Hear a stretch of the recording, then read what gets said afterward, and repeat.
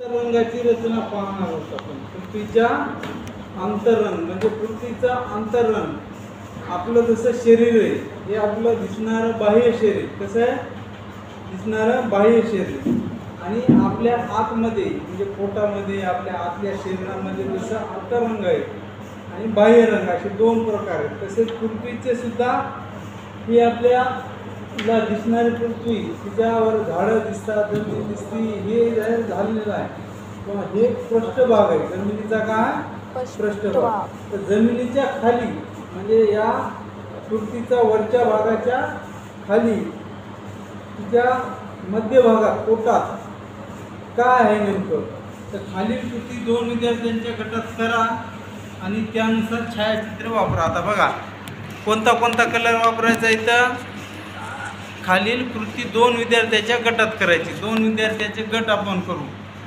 या संदर्भासाठी बघा पृष्ठ क्रमांक 11 वरील छायाचित्र वापरा. आता तिथं 11 हे पुस्तक नवीन सुधारित पुस्तक आहे. त्याच्यामध्ये 11 नंबरचं पेज म्हणजे चुकीचं दिलेलं आहे. पण जे आधी सुरुवातीचं भूगोलचं पुस्तक होतं जुन्या सिलेबसचं ते त्याच्यावरील हे 11 नंबर आहे.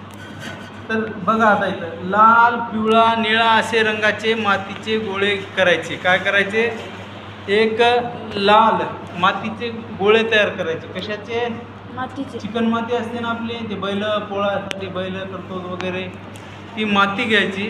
त्या मातीचे काय करायचे लाल पिवळा निळा असे रंगाचे किंवा मातीचे काय करायचे गोळे तयार करायचे आणि ते बाजारात मिळतात तसे बाजारात मिळतात तसे किंवा बाजारात मिळतात पण आपल्या इकडे खेड्यामध्ये हे सहज उपलब्ध होतात है का नाही. तर पिवळ्या रंगाचा गोळा लाटून घ्यायचा. काय करायचं पिवळ्या रंगाचा गोळा लाटून घ्यायचा. म्हणजे चपाती कशी लाटतो आपण तशा पद्धतीनं आपण काय करायचं पिवळा कलर जो आपण मातीचा गोळा बनवला आहे त्या मातीचा गोळा बनवायचा. इथं बघा कृती दिलेली 1 number 2 number 3 number 4 number 5 number 6 number 7 number 8 number. तर हे लाल रंगाचा पिवळ्या रंगाचा एक गोळा घ्यायचा आणि त्याला चपातीवणी काय करायचा असा लाटायचा आणि त्याच्यामध्ये काय करायचं मग पिवळ्या रंगाचा गोळा लाटून घेतला. तयार झालेल्या पोळीमध्ये ज्याप्रमाणे पुरणपोळी करताना पोळीत पुरण भरतात म्हणजे आपण तुला माहिती आहे ते पुरणपोळी करतो घरी बाय आपल्या. तर आधी ते पिवळ्या मातीचा जे गोळा आहे ते काय करायचं लाटायचं चपटा करायचा आणि आपण मग नंतर ते पुरण त्या चपातीमध्ये किंवा पिठामध्ये ते लाटलेल्या चपातीमध्ये काय करतो पुरणाचा गोळा घालतो आहे का नाही. आणि त्यानंतर काय होतं पुरणाच्या गोळा किंवा पुरणाची पोळी करताना पोळी पुरण भरतात आणि त्या पोळीमध्ये काय करतो आपण पुरण भरतो. त्याप्रमाणेच काय करायचं लाल रंगाचा गोळा भरायचा. कशामध्ये भरायचा पिवळ्या रंगाच्या गोळ्यामध्ये. आपण ते पिवळ्या रंगाचा गोळा केला ना इथं कृतीत बघा 5 नंबरचा त्याच्यात काय करायचं हे मातीचा जो गोळा आहे चपटा केला आपण चपातीमध्ये आणि त्याच्यात पुरण भरतो. तसा लाल मातीचा गोळा काय करायचा पुरण भरल्यासारखा त्या पिवळ्या रंगाच्या चपातीमध्ये भरायचा व त्याचा घनगोलाकार आकार द्या. घनगोलाकार म्हणजे कसा थोडा चपट्या स्वरूपाचा. कसा चपट्या स्वरूपाचा असा त्याचा गोल आकार करून त्याच्यामध्ये पुरणाची पोळी जशी बनवतो तसा द्यायचा. आता निळ्या रंगाचा गोळा घ्यायचा. कसा घ्यायचा निळ्या रंगाचा गोळा घ्यायचा. कोणता गोळा घ्यायचा निळ्या रंगाचा गोळा घ्यायचा आणि निळ्या रंगाचा गोळा वरीलप्रमाणे लाटून घ्यायचा. पुन्हा निळ्या रंगाचा एक गोळा असा लाटून घ्यायचा चपातीवणी पातळ आणि या पोळीमध्ये काय करायचं पिवळ्या रंगाचा गोळा भरून घालायचा. हे काय पहिल्या पिवळ्यामध्ये लाल भरला आहे का नाही. पुन्हा हे बंद केल्यानंतर थोडा गोल करायचा आणि गोल करून काय करायचं या निळ्या रंगाच्या पोळीमध्ये किंवा निळ्या रंगाचे जे आपण चपटी केली त्याच्यामध्ये हा पिवळ्या रंगाचा गोळा भरायचा आणि नंतर मग असा गोल गोल गोल गोल त्याला काय करायचा. मग काय होईल घनगोल तयार आपण गोल आकाराचा तयार केला. आणि पृथ्वी गोलाप्रमाणे काय करायचं, या घनगोलावर पिवळ्या रंगाचे वेगवेगळे खंड दाखवा. आणि मग काय करायचं आपण, कशानं, पेनीनं किंवा कलरची पेन असते ना, पेंटची किंवा कलरची एखादी पेन असेल, त्याला थोडं हडकू देणं या गोळ्याला. ते काय करायचं, हळूहळू त्याला काय करायचं, पेनीनं काय करायचं, त्याच्यावर थोडं वेगवेगळे खंड दाखवायचे, हे का नाही.